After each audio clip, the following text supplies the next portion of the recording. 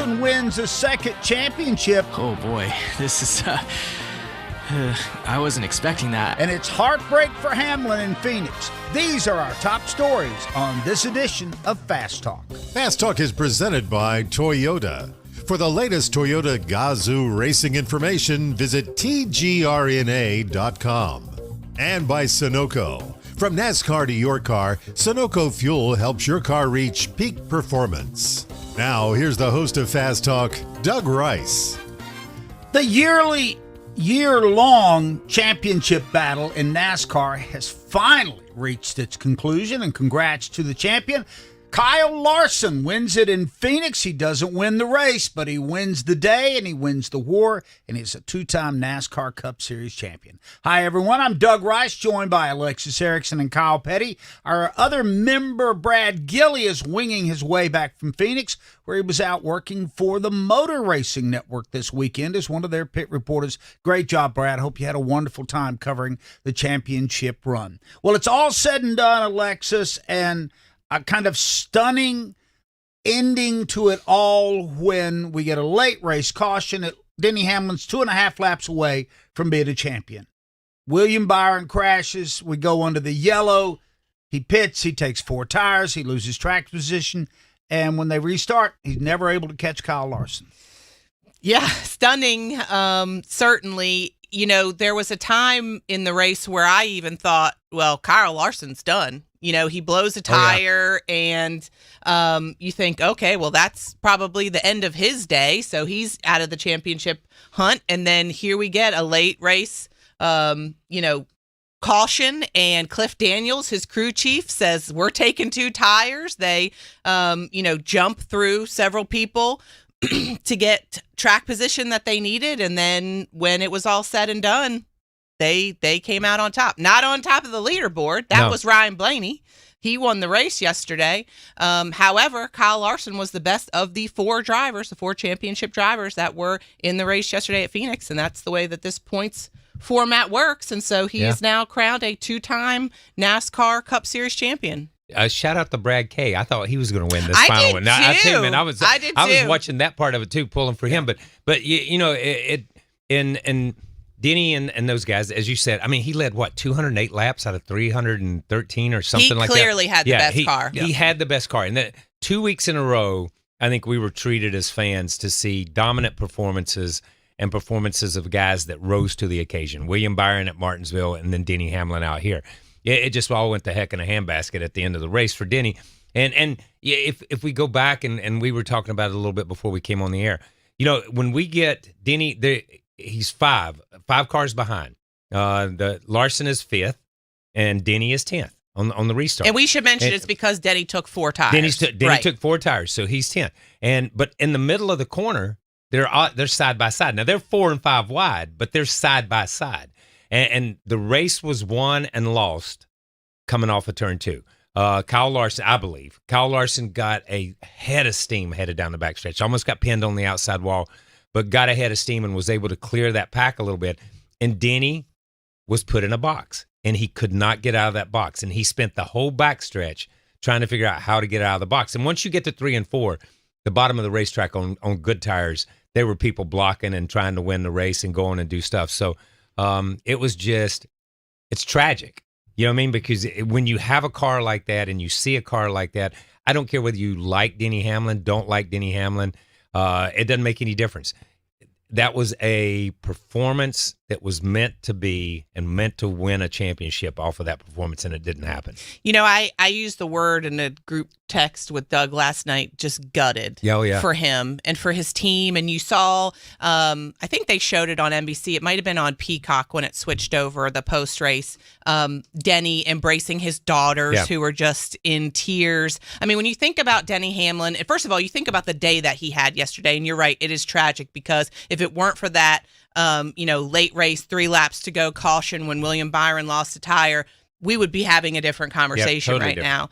now. But you think about Denny Hamlin, like him or not, he has 60 wins. He has 3 Daytona 500s. He is somebody, in my opinion, who on multiple occasions has been in the position to win a championship and should have a championship by now. Crazy things, luck, bad decisions certainly have taken him out of it, but you can't be a human and look at what happened yesterday and not have just an ounce of sympathy for that man. Yeah. Well, NBC did a great job building the narrative. Yeah. From the minute they came on the air Sunday, which, by the way, and I put this out on social media, I thought their pre-race show was one of the best ever because they took each one of the championship contenders and they did one of those Olympic type moments about it. Here's a backstory on William Byron. Here's Denny Hamlin and all four of the drivers. And I thought, well done. Yeah. You did the one thing, you humanized them. Yes.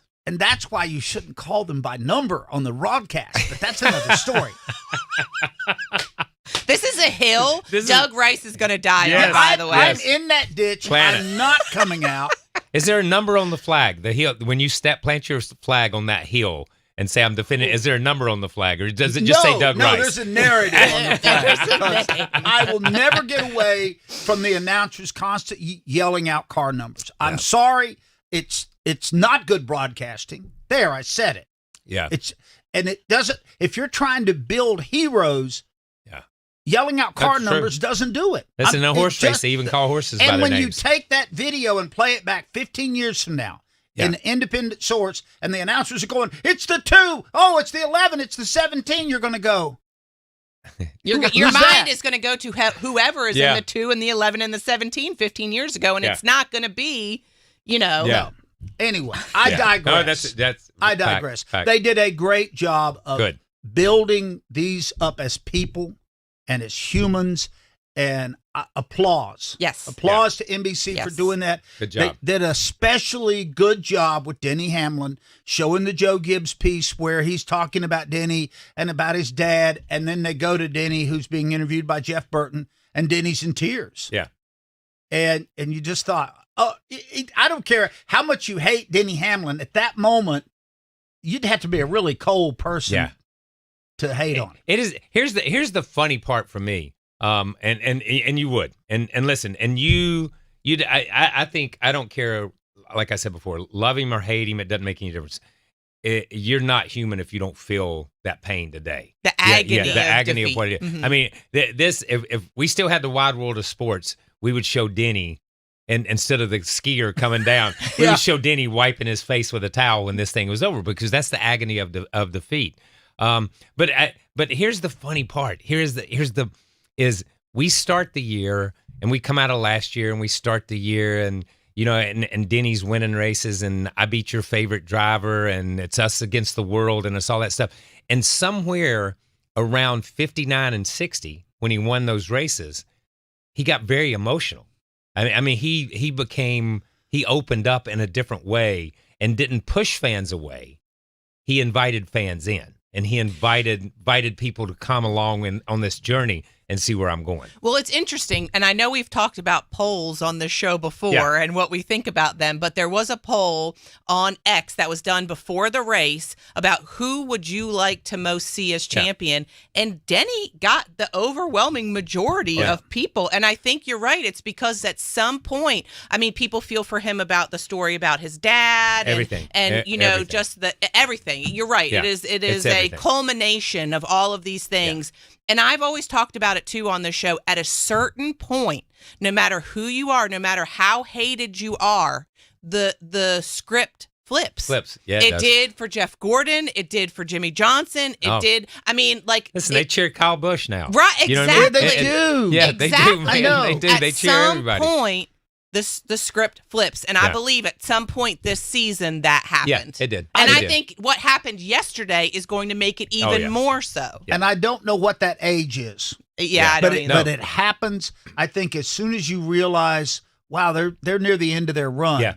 Now for Denny, he's not falling off. Yeah, he has not fallen off. He's an anomaly. He is not Brad Keselowski or Kyle Busch. Yeah, he has not fallen off. But will he? And when will that happen? So that is the $64 million question right there. Because let's go back. We saw Harvick come out one year and win 8 or 9 races, and then couldn't hit a bull in the butt with both hands 12 months later. Yeah. Right. You know what I mean? Well, Denny's 12 done the months same later. thing. Yeah, 12 months later. And we saw Denny this year just be in another zip code. Right. Just be someplace totally different. So what will next year hold? And I think that's a big question. Because so many people talk about this as potentially being his last opportunity, his last really good opportunity at winning a championship. But I don't know. We don't know that.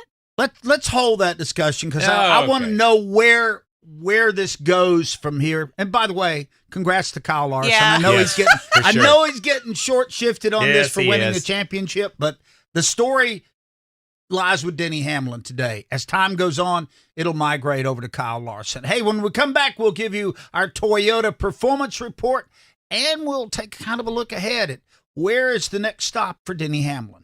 So you're a Toyota Cup driver and you just made it to the playoffs. Now all you have to do is win. Easy. Just turn left, right? That and start strong, take off, reach 200 miles per hour, maintain a good position, no big deal. Lap again, time your pit stops, steer clear of accidents, talk to your crew chief like your best friend, and most importantly, turn left. Easy, right? You in? Get up to speed at tgrna.com. Toyota, let's go places. NASCAR is a registered trademark of the National Association for Stock Car Auto Racing, LLC. When it comes to maintaining your engine to run at peak performance, trust ZMAX Micro Lubricant. ZMAX soaks into metal, so it's easy to add to your oil or gas to disperse carbon buildup in your engine, fuel system, and transmission. Protect your vehicle's engine to the max with ZMAX. Check us out at zmax.com or visit us on Facebook and Twitter to find out more about our full line of products. Remember the name ZMAX for your car, big rig, small engines, firearms, and more. That's ZMAX Micro Lubricant. I'm Denny Hamlin, and you're listening to Fast Talk on the Performance Racing Network.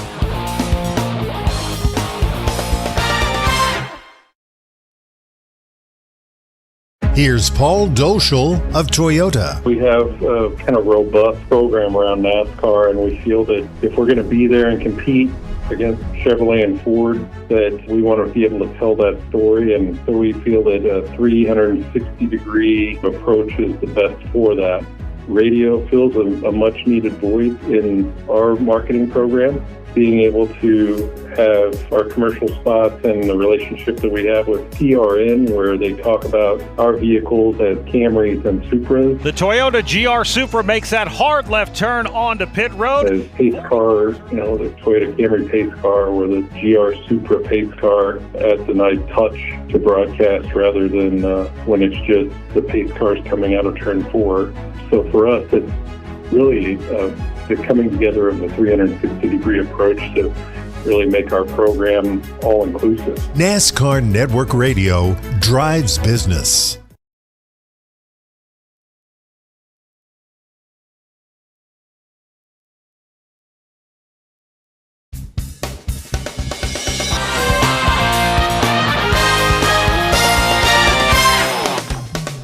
It is Fast Talk here on PRN. Kyle Petty and Alexis Erickson are in the house. I'm Doug Rice. Glad to have you with us. Let's give you our Toyota Performance Report, brought to you by, surprisingly not, Toyota. For the latest Toyota Gazoo racing information, visit tgrna.com. And by the way, big thank you to the folks at Toyota for sticking with us on this show. Long-term sponsor. We really appreciate it. Alexis and I both drive Highlanders. So. Yes, we do. We appreciate it very much. Yeah. Thank you so much to Toyota and everybody at Toyota Gazoo Racing. Oh, so it's anonymous because I have a Highlander too. Whoa! Yes, I have a Highlander. I did not know Yes, that. I have a Highlander. Yes. Are Look you at kidding us. me? Yes. So we're all The in the Highlander thing. We are. crew. That is. I remember one of the first times Kyle worked here and he showed up. Oh, to I do know the what show, you're going to say. And he unfolded out of a Prius. Yeah. Yes, I love that Prius too. You Don't drove that knock thing forever. man. Yeah. I put 260 on that, 260,000 miles on that thing. Really? That thing was priceless, man. Now, what was it your dad showed up in one time? Oh, he had a Mini Cooper. Yeah. He had a Mini Cooper. It was Yeah. so funny seeing Yeah. Richard Petty kind of accordion out of a Mini Yes. Cooper. Yes. Yeah, he had the Mini Cooper. I love that. All right, let's get back to Yeah, the sorry about Toyota that. Performance Report. Denny Hamlin, we've said a lot. We'll talk more. He led 308 laps, but when it counted, he wound up finishing 6th. And Kyle Larson finished 3rd. That was good enough to win the championship. Christopher Bell was 11th. Eric Jones 16th. Chase Briscoe 18th. Ty Gibbs 21st, Riley Herbst 23rd, Tyler Reddick 26th, John Hunter Nemechek 31st, at 37th went to Bubba Wallace, and that's your Toyota performance report. You know, one thing that shouldn't be lost, we saw tire problems for pretty much all the contenders. Denny had a flat tire. William Byron got knocked out by one. Briscoe and Larson, to what you said, Alexis, looked like they were done at one point in the race, but still yet, late in the race, there's all four of them running nose to tail, fighting for the lead. I know, that was kind of crazy. And they mentioned it on the broadcast. Like, you had all of these things that transpired over the length of this race with, cars going up and down the running order. And then when, you're right, when it was this late race restart and they were running 1, 2, 3, 4, it was kind of like, it was incredible. Yeah. When, you saw Chase Briscoe and Larson both had tire trouble within a lap or two of each other. And then were fortunate and caught a caution. And when the caution came out, Briscoe got the lucky dog, and Larson took the wave around. And he had on good tires, so he just took the wave. But then he was stuck at 18th forever. Yeah. Forever and ever and ever. But at that late in the race, there they were, 1, 2, 3, 4, all up front, ready to run. So that was a good moment. It gave us some nice fodder to talk about in what turned out to be a real topsy-turvy day. Let's circle back to Denny Hamlin in the next thing, because I really want to give that some time. I want to marinate on what this does to him and how does this affect his career going forward. We'll do all of that next.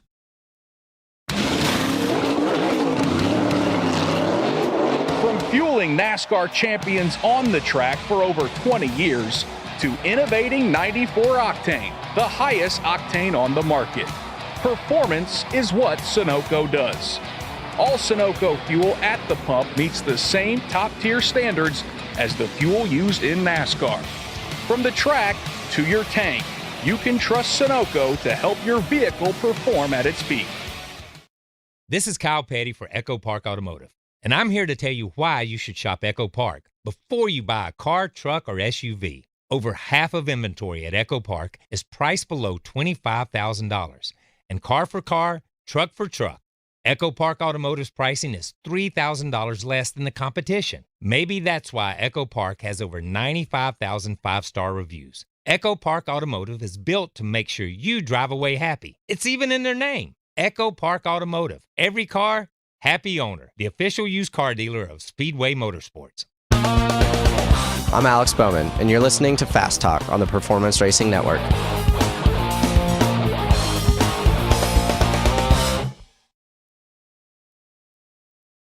These cars are about to fire it off in anger. Logano back across the stripe. Now Zane Smith putting on some pressure. Side by side, Austin Cindric has him at the line, and he will take the lead into one. Boy, what a save. We got cars sideways. It's Christopher Bell. He spins and collects a couple cars. Here comes Shane Van Gisbergen on the bottom. He's looking for second. Now Chris Buescher fired out of a cannon at turn 2.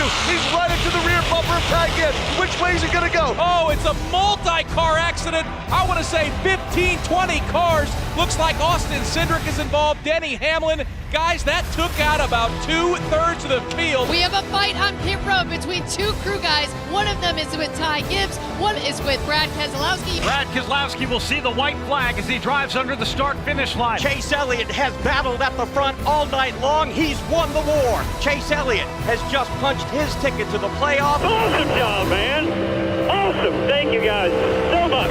This is PRN.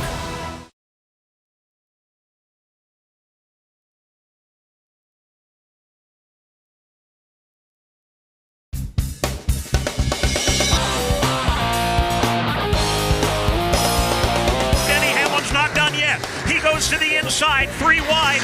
Larson, though, is on the run. He's got a line on second. Larson right now in the catbird seat as both Keselowski and Blaney race for the lead. Larson is third to 3. Here they are, back down to turns 3 and 4. Brad Keselowski up off of the corner. Ryan Blaney with a charge. Checkered flag is out. Ryan Blaney wins the NASCAR Cup Series championship race. And the champion for 2025 with a third place finish, Kyle Larson, has won the 2025 NASCAR Cup Series championship. Great call there by Alex Hayden and the crew from the Motor Racing Network for the championship race, giving Kyle Larson his second championship. You know, it just dawned on me after Ryan Blaney won the race. Ryan was all sort of bent out of the frame the year that he won the championship, but that Ross Chastain stayed out front. Like, what's he doing? Why won't he pull over? I don't hear Ryan saying that now. Yeah. It's kind of funny when you think about the fact that, Ryan, they talk about Penske and how Penske's so good at Phoenix, but that yesterday was the first time Ryan Blaney's ever won at Phoenix. Yeah. He won a championship there, but he hadn't won a race. So, interesting. I didn't hear him yelling about the fact that he should have pulled over and let somebody else win. And a lot of people were asking Ryan after the race yesterday, does this make what happened last week at Martinsville, that much more, that much harder to take because he came up, one position short, and had that have worked out, then he would have been the champion. But he said, and this is the way I feel like all competitors have to think about this, and I'm sure, Kyle, you could put your perspective on this. You cannot continue to lament things that happened weeks can't look prior. Back. You just can't. It's not good for you. It's not good for your mental state or your team. Like, they were happy they won. They were glad to end the year on a winning foot and have momentum potentially heading into next season. But I don't think they thought too much about what could have been. As a competitor, you don't forget it. You never forget it. Okay. But you have to put it in a box and put it on a shelf somewhere. Compartmentalize and just put it away, because you have to keep looking forward. You can't look back. So Denny Hamlin's humongous disappointment. Kyle, how does he move on from this? I go back and think about my favorite pro team, the Falcons, blowing the 28-3 lead in the Super Bowl. They made some mistakes at the end of the race. As you pointed out, he didn't run his best laps the last two laps. They came out in 10th place. Does he ever get over this, or is this something that follows Denny Hamlin around the rest of his career? So, both. He will get over it. He will get over it. But it's going to follow him forever. And this is going to be that footnote. You know what I mean? This is going. We're going to talk about it. It is, but it's always going to be that. It's always going to be that footnote where it said what could have been, what might have been. When you look at it, so I think when you look at that, but at the same time, listen. I just think he's got more wins in him. He's got more wins. Mm-hmm. There's no doubt he's got more wins. I just don't believe at this point in time he's got more shots at championships. And I say that because the sport's going to change again next year. We were talking about it because Jeff Gordon mentioned it yesterday. Chevy's going to get a new car. Chevy has something, and they're excited about it. Jeff Gordon's excited about it. Hendrick Motorsports is excited about where they're at. And Jeff was excited that here at the end of the season, the Chevys had found some speed. They found some speed. So they're going to roll out next year at Daytona and at Vegas and at Atlanta and all these places with a new car and speed, they feel like. So I just think the sport changes so much, man. It's tough to say I'm going to get another shot at it. I just don't believe. I think this was his last shot. That's just me, okay? Listen, I'm the one that also says he's the last guy to 60. You know what I mean? And I may have to eat crow on both of those, but I just think it's his last shot. I just think you like crow. Yeah, I love it. I love it. Man, with a little sourdough bread and a little gravy. Yeah, sure, absolutely. You had me until you mentioned sourdough bread, which is just awful. I love sourdough. I cannot stand it. Love it. Are you kidding me? I do not like sourdough bread. I'm going to bring you a loaf. Why?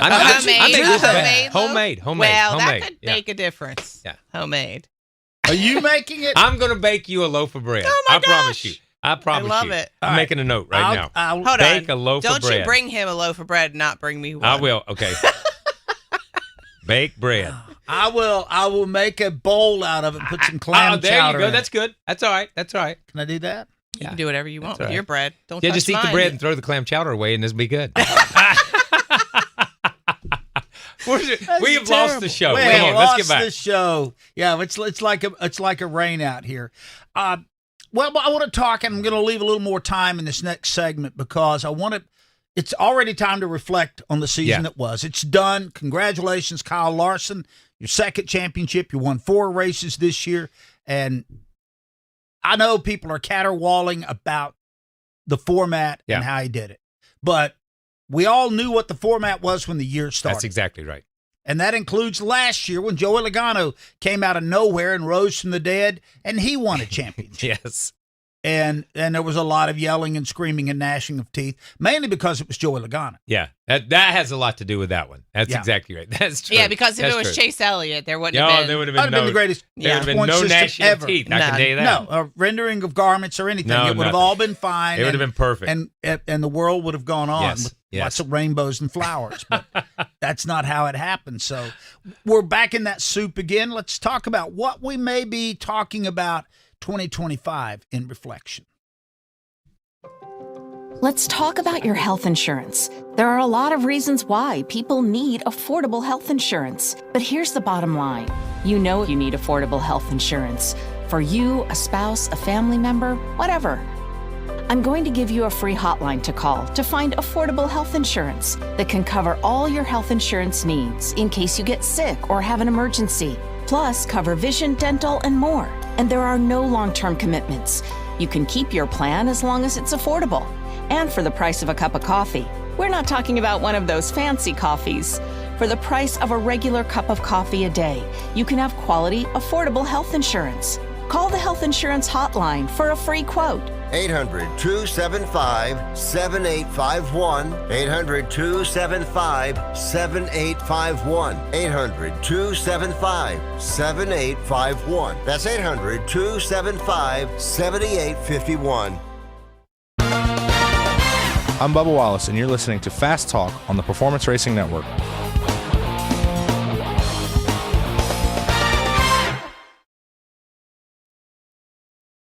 It's hard to believe in this day and age in the United States of America that children are hungry.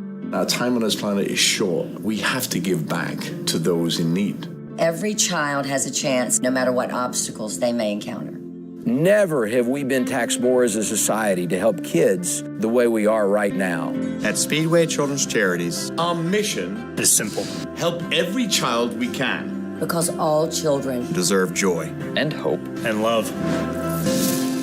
I'm PRN's Doug Turnbull, co-host of the 5 to Go podcast, a weekly deep dive into 5 motorsports issues. Devin Kupka gives the Gen Z view. One thing that I've never seen before, when the cars got 4 wide, everybody stood up cheering. And championship-winning mechanic Dan Elliott leans on his decades in the garage and promoting. Unless everybody is aware of the rules, then no, it's not fair for everyone. Listen to the 5 to Go podcast on GoPRN.com and subscribe on Apple and Spotify. Red. Beautiful. You're pushing your luck, little man. Sorry. Thank you.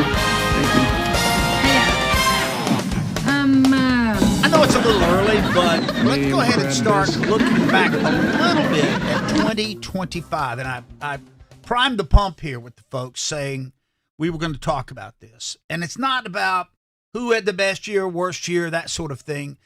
What will this year be remembered for, Alexis? Is there one story in your mind right now, when we're less than 24 hours away from Kyle Larson winning the championship, that people are going to say 2025 was the year of X? The revolt against the point system. I mean, to me, I'm serious. I feel like that was the biggest story. It was the longest running from, and probably carry over, from the Joey Logano championship the year prior. But it in my mind, dominated a lot of the conversation woven throughout the entire year about how this format is, for better or worse. You had people on both sides, people that were pro, this championship format, and ones that are like, no, we don't want this, and here are the reasons why. And potentially what we saw this weekend, backs up the arguments that a lot of those people were making. And we have heard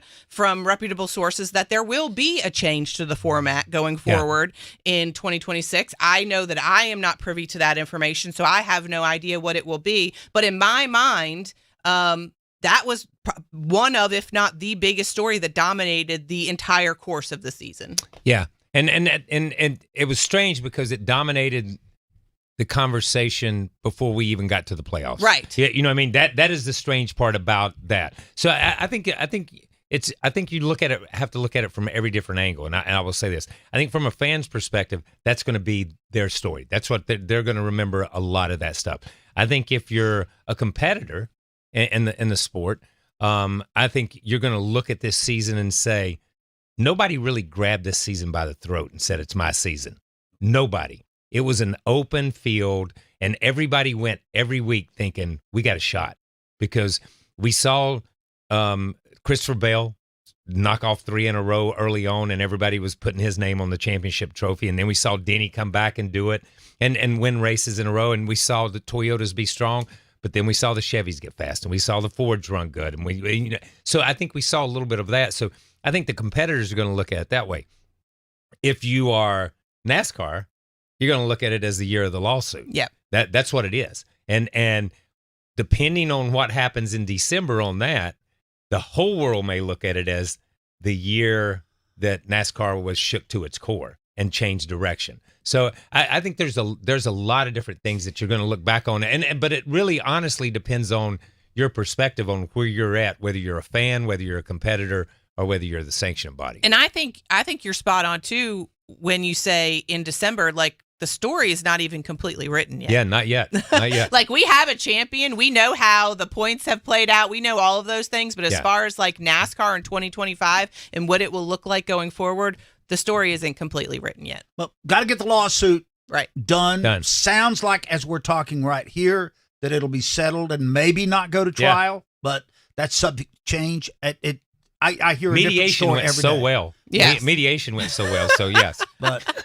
I think that, the things that I heard were they wanted to try to settle before the events that occurred this weekend, before race cars hit the racetrack at Phoenix. That didn't happen.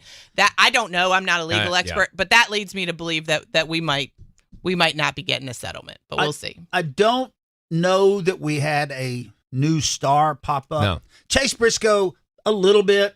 Yeah. Won 3 races. Sure. Yeah, I think Chase Briscoe pulled his chair up to the table. Yeah. He sure did. Yeah, he's not a star, but he he's pulled not his a star. chair. But he pulled his chair up to the table. Nobody else, all of the conversation about all of these other people that didn't do anything. Yeah. So, and it just dawned on me. I don't even know if Chase pulled his chair up to the table. I think Reddick just got up and Chase took his space. Yeah, you know what I mean? Because we didn't see Reddick this year.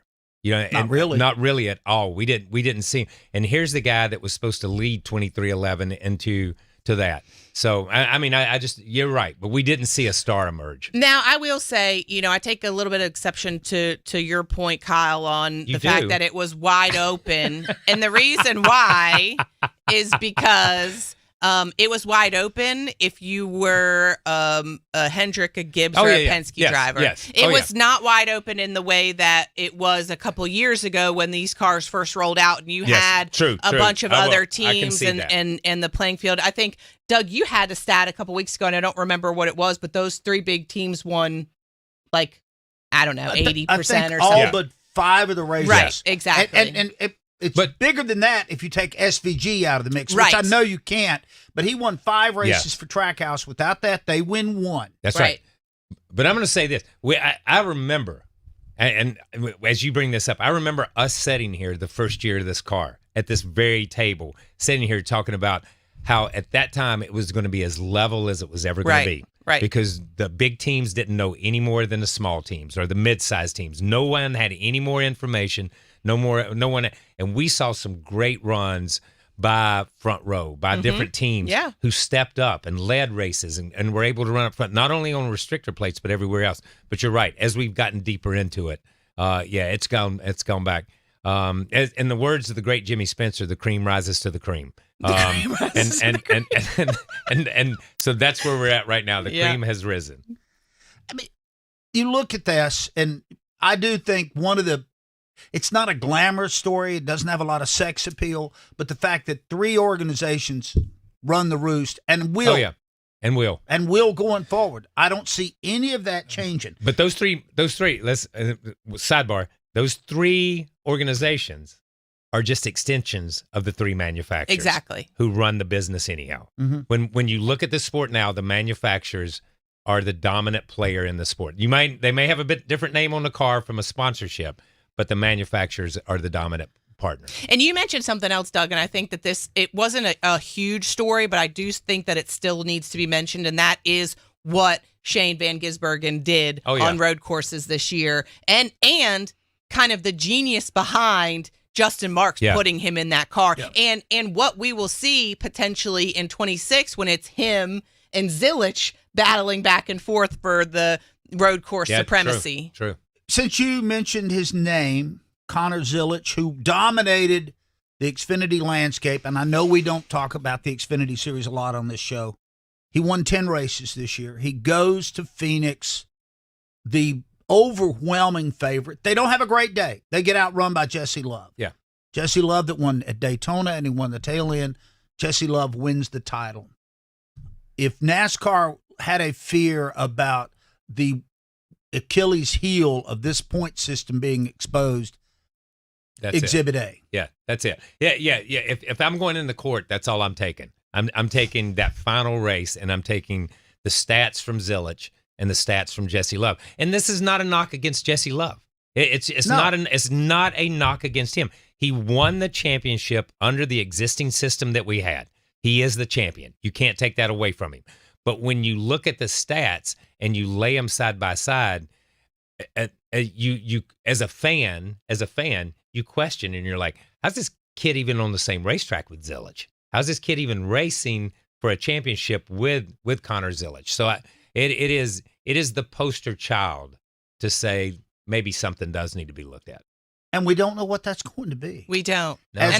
Nor do we know when it will be announced. As we're here recording the show on November 3rd, I keep hearing 3 or 4 different scenarios about how NASCAR's going to determine the champion next year. Pretty sure it's not going to be final race, 4 drivers. No. Like we've seen. I think the only thing we know for sure is that it won't be, it'll be this different. current system. Yeah. You guys good with going to Homestead, Miami to end it? I am. Yeah, absolutely. I really am. I am, because I think Homestead is it's a raceable racetrack where you can run high, you can run low. We see guys run in the middle. You see guys move around. Your car doesn't work here. You go there. And I know we go to Phoenix and everybody wants to give it to a Penske driver, and we're going to go down to Homestead and everybody's already got Larson's name and Reddick's name written on it. And that's just the way it is. If we went to Martinsville, we're going to put Blaney on it, and we're going to put Hendrick on it, and we're going to do some of those things. So there are tracks that match certain drivers. But as we saw yesterday, no matter how well you run, you still have to put the total race together. Do we think it stays there, or is NASCAR going to move it around? No, I don't think it does. I think that they've heard the call. Now, I will say that there are only a handful of tracks that probably make sense for the season finale race, but I don't think that we're going to have another 8-10 year run at one racetrack. Now, they could be there for 2 years and then somewhere else for 2 years. I don't know if it's going to be every year change, but I do think it'll be changed. I like the racing at Homestead. I'm going to say that. I like the racing and what I see on the racetrack at Homestead. I'm going to be honest and say when they went to Phoenix, I thought it was an idiotic move because I had never seen a good race at Phoenix between 2 guys, just come down to 2 guys racing. And we still don't see a lot of 2 guys come down to race. But what makes Phoenix exciting and what makes the last race exciting is you're watching 4 guys. You're watching 4 guys race each other and where they're at on the racetrack. And it's the point battle that you're following during the race that makes that race so exciting now. Because honestly, not an exciting race yesterday when Denny Hamlin just drives off to a 2-second lead and just drives away from everybody. No, it wasn't. No, it was not an exciting race. But I think at Homestead, we have seen some exciting races where guys battle with each other. I will throw out 4 other tracks that eventually... Please do. Yes. I'll be in my 80s by the time it gets there, but that's okay. Las Vegas Motor Speedway could easily host the finale. 1,000%. Great. You got weather, you got all of the things that go along with that. Where our studios are located. Yes. Charlotte Motor Speedway. Be another good one. Would be fine. Yes. It was 65 degrees and sunny here yesterday, which would have been the finale race. Yeah. Charlotte Motor Speedway, excellent place to do it. Dare I say Texas Motor Speedway? Texas would be a good one. Yeah. I think Texas puts on a good show now. Yeah. One time, that was kind of the elephant graveyard of NASCAR. I feel like it's resurrected.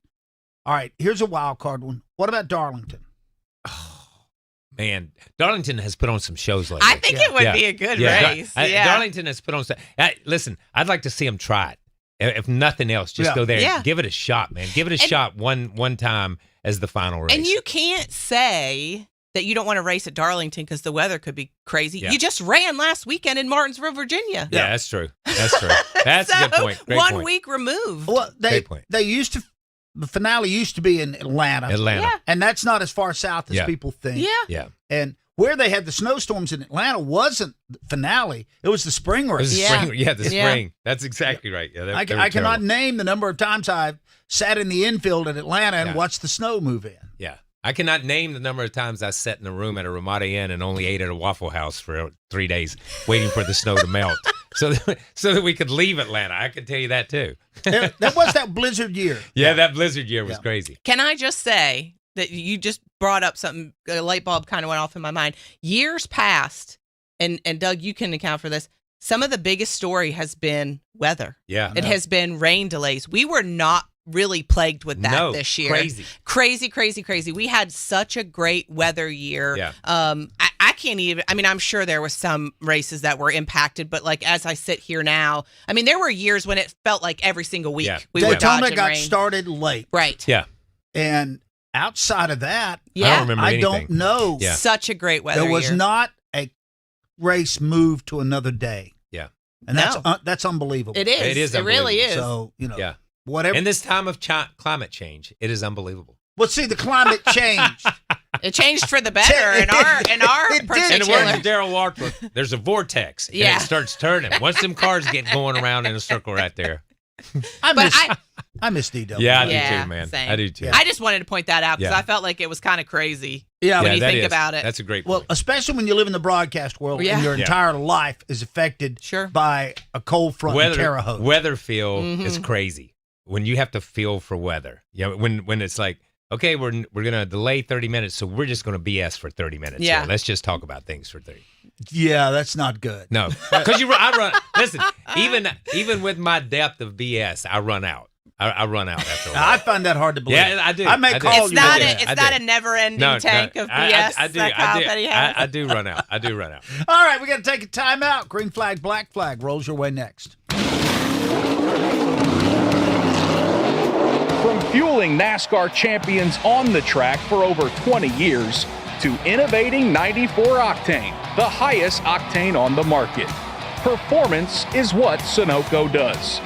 All Sunoco fuel at the pump meets the same top-tier standards as the fuel used in NASCAR. From the track to your tank, you can trust Sunoco to help your vehicle perform at its peak. We work hard to keep our cars looking great on the outside, but engine components need our attention too. That's where you can trust Z-Max Micro Lubricant to disperse carbon buildup in your engine and fuel system. To keep your car or truck running at its peak. By soaking into the metal of your engine, Z-Max Micro Lubricant improves performance, extends engine life, and reduces emissions. Trust the many customers who've said, "Thanks for saving my engine." Find out more at zmax.com or follow us on Facebook and Twitter. I'm Ryan Blaney, and you're listening to Fast Talk on the Performance Racing Network.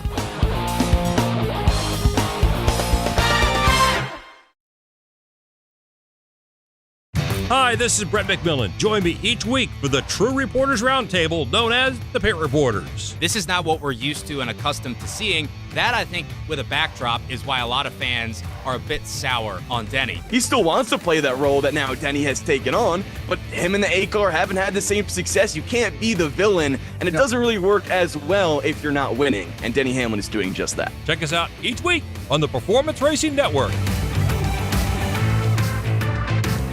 Did you know that 9 out of 10 Americans are sick of the divisions in our country? But there's one small step we can take to remember that we're still connected. All over America, strangers with different political views are coming together to talk about their lives, not politics, and discovering they actually have a lot in common. Because even if we don't see eye to eye, we can still talk heart to heart. So let's talk for a change. Learn more at takeonesmallstep.org.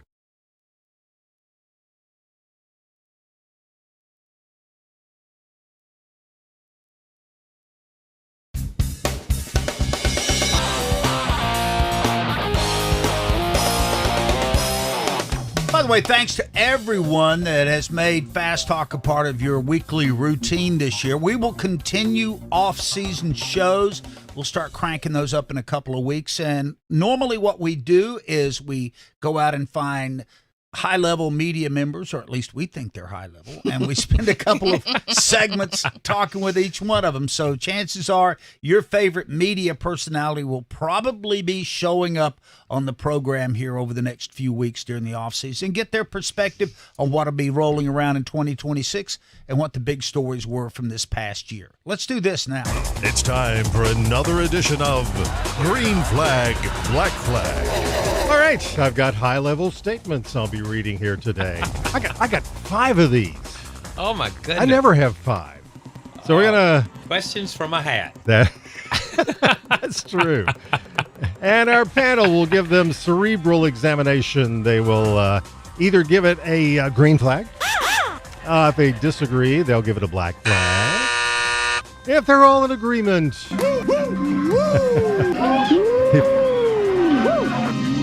You know what? They do it all for free. You know what they get? They get nothing for doing it. And we like it. And we like it. Nothing. All right, here we go. We're going to start with Alexis Erickson today. In the years to come, no one will remember the non-championship driver who won a championship race. Yeah, I mean, when you think about it, I think it'll probably end up being like a Trivial Pursuit question or like a random bar trivia question. And you could ask it for, 2023 and 2025 and see who gets it right. I'm sure we all know who won in 2023, and obviously Ryan Blaney won yesterday. But yeah, I think that'll get lost in translation as the years roll on. Yeah, Kyle Petty? Yeah, I think it depends on who you are, but I'm going to say I'll say green flag on that. It's crazy. It's the most under-celebrated win that anyone ever has of their career. You know what I mean? It's when you have this, nobody cares. Doug Rice? Dustbin of history. Yeah, exactly. In agreement. Everybody in agreement. I just wanted to hear that. That's it. That's right. Kyle Petty, this one's for you. Brad Keselowski will end his winless streak next year, 2026. Oh, no. I'm going to give that a black flag. Oh. Yeah. I think he ended it a couple of years ago. I just don't think they put themselves in position, but they were just in position, not in position to really win. Yeah. Does that make sense? Gotcha. I don't know what I'm trying to say, but no. Did I give it a black flag? Doug, do you know what he's trying to say? Okay, yeah, a black flag. Okay, black flag. All right, Doug? Black flag. Yeah, that's over. That bus left. Yeah. Already. Okay, Alexis? Yeah, I guess let's go ahead and get that. Oh, there we go. Wow, we just like that sound effect. All right. You guys? All right, here we go. Let's go to Doug Rice on this one. Kyle Larson's going to join Joey Logano as a 3-time champion. You know what? I'm going to green flag that. He's got a long way to go. He's really good. He's with one of the best teams. Why not? Go win another one. What do you think, Alexis? Yeah, he's still relatively young, and, he has certainly become one of the biggest stars of our sport. I think we'll definitely see him hoist the trophy again. Going to be unanimous again? Yeah, it is. So I was talking to, we were doing a thing with Jeff yesterday, and Jeff said, it's like, how do you keep these guys motivated? And Jeff said, I got 4. I just tell them, come get them some of this. Yeah. Come get you some Absolutely. of this. You know what I mean? Yeah. And he's like, so he's motivating them. So, yes, I think so, yes. All right, Alexis, we're back to you. Shane Van Gisbergen will win on an oval in 2026. Oof, black flag. Yeah, sorry. I mean, I think he'll get lots of W's next year, but they're all going to come on road courses. Although, like I said in the prior segment, he's going to have to battle Zilich for him, so it's going to be the battle of road course supremacy. I think he's going to do better on ovals. I think, he will get more top 10s, potentially some top 5s. I just don't see him getting a win just yet, though. All right, Kyle. Yeah, and I'm going to, whatever, what do we, black flag that? Was that a green flag? Yeah, black flag. Black flag. Shane will win. No, he's not going to win. Okay. But come back and ask that same question. Go ahead and put that in the archives and ask that same question at the end of next year. Right. And we'll see where 27 holds. Because exactly. I think he's got to ease into it right now. He's a good top 15 team right now. He's got to get to 10 and then 5 and then you win. Doug, what do you think? I think he's going to win one. I think it's going to be Pocono or Indianapolis. Okay. Oh my goodness. Sure. Put that in the Those are good archive. ones. I'm just pointing to center field. Yeah, you That's did. where the ball's You- going. I mean, you did point that one. I don't You think called that so, but if it were to happen, one of those would that makes sense. Yeah. Your thought Yeah, process behind that makes sense. That is. All right. 2.5 years ago, I said Kyle Busch never win again. Yeah, you're exactly right. Yeah. Hmm. Nailed that one. Checking the Nailed time that on one. that. Yeah. One more, right? I Give think it it's to us. Kyle's turn here, first Okay. of all. Okay, here we go. One more. Chili is a soup, not a stew. Ooh. Uh-huh. Chili is a soup, Chew not on a that one. stew. Wow. Chili, I don't know. It's always on the menu under soups, but so is Jell-O is on the menu under vegetables sometimes. So I don't. What? Yes. So is banana Yeah. pudding. Have you ever been to a Macaroni restaurant? is a Macaroni vegetable. is a vegetable. It's on, they'll just put it under vegetables instead of sides. They just put it as a vegetable. So chili is soup. You know or a what? stew. Oh man. Does it I was- matter? yeah, green flag. Green flag. I'm gonna go green flag. It is a soup, not a stew. Okay, Doug. I'm going to go green flag because it feels that need when I want soup. That's right. Then That's chili will fill that void Yeah. that only soup can do. Okay, so then tell me what's the difference between soup and stew? Now. A stew has 6 things in it, and soup only has like 2 or 3 things in it. Well, my chili has lots of things. Wait. I just made that up. Yeah. Vegetable soup. I feel like a stew, you can stick a fork in it and the That's- fork stays that's it. upright. Yeah, You know what I like mean? Like There's Denny enough- Moore. Like there's Denny enough Moore beef stew. consistency Yeah, you to it. can eat Denny Moore beef stew out of a tin can with a fork. Good call there. Thank you. Good call. I'm with Doug on that. All one. right. Green flag. Soup. Yes. Our neighbors across the street hosted Soup Day a week ago. Oh, did they really? And everybody that came brought a crock pot.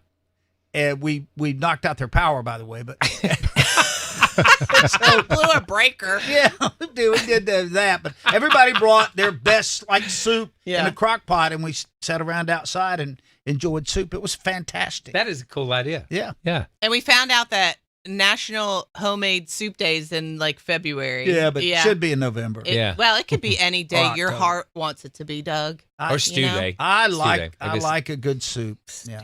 That's a high quality question. That was a high quality David, question. thank you. That made you think, man. That was a good one. Whatever we're paying those writers. Yes. It's too much. Yeah.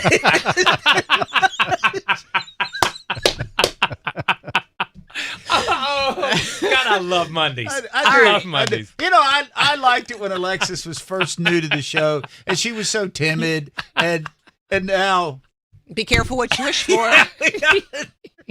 this raging Oh my redhead gosh. that tackles Oh my everything head on. All right, we got to take a time out. We'll be right back. This is a consumer warning for men in our audience looking to buy generic versions of the blue or yellow pills online.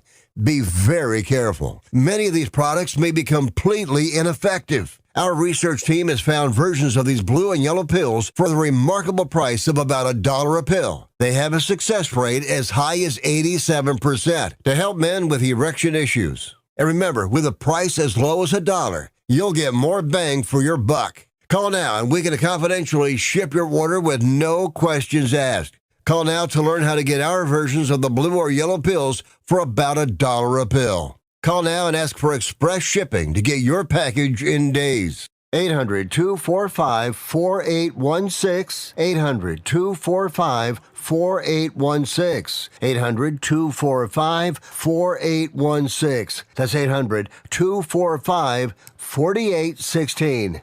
Call Pharmacy Shop now. I'm Ricky Stenhouse Jr., and you're listening to Fast Talk on the Performance Racing Network.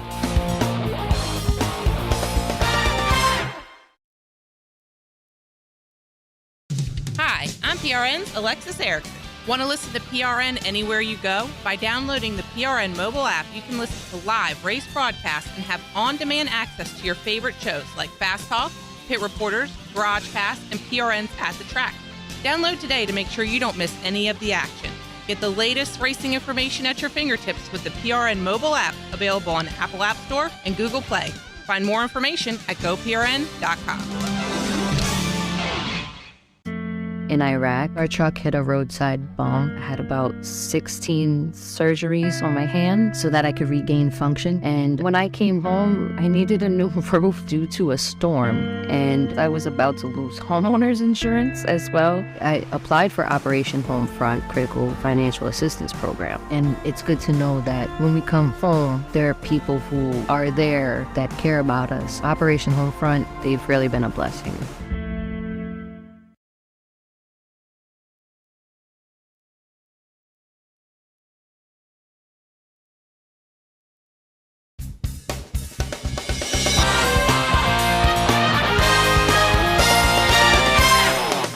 Thanks a bunch. Do want to take a minute to thank Kyle Petty for coming in for so many shows this year. I know he red-eyed back from Phoenix to get here to make this one today.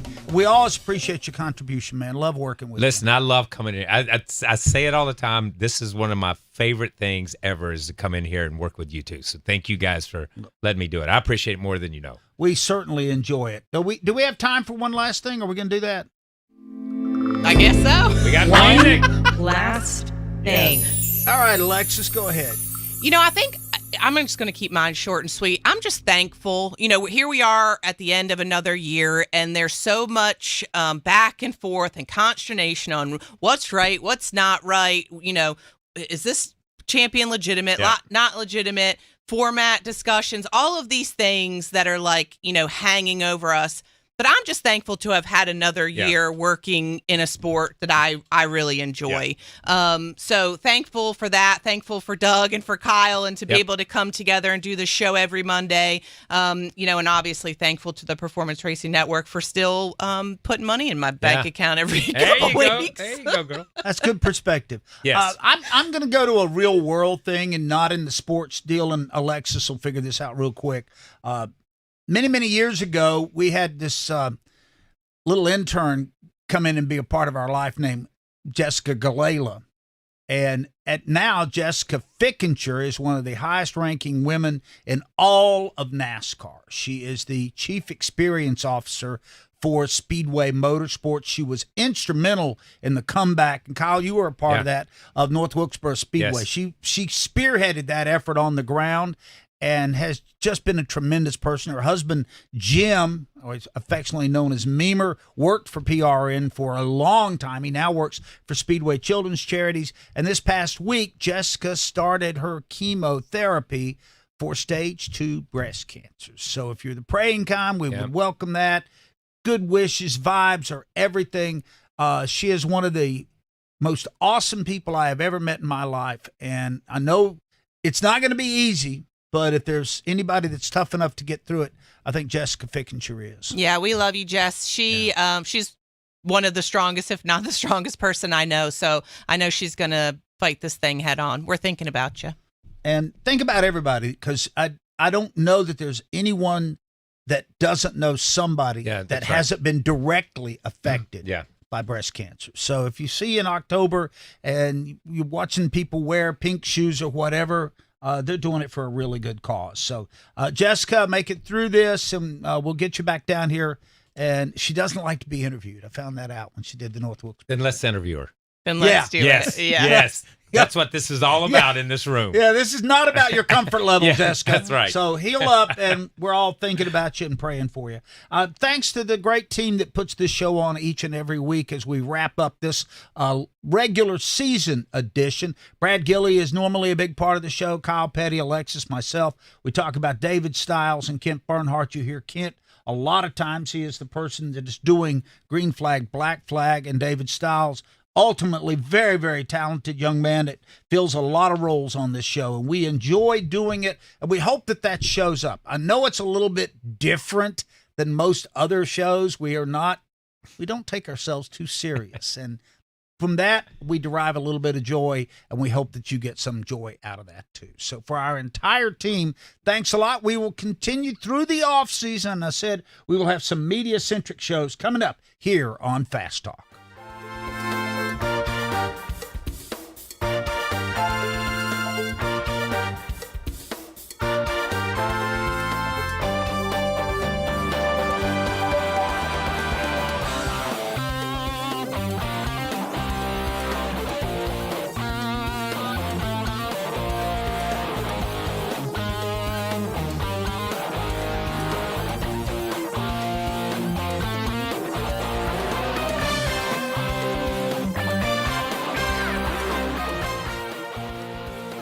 Fast Talk was presented by Toyota. For the latest Toyota Gazoo racing information, visit tgrna.com. And by Sunoco. From NASCAR to your car, Sunoco Fuel helps your car reach peak performance. This is PRN, the Performance Racing Network.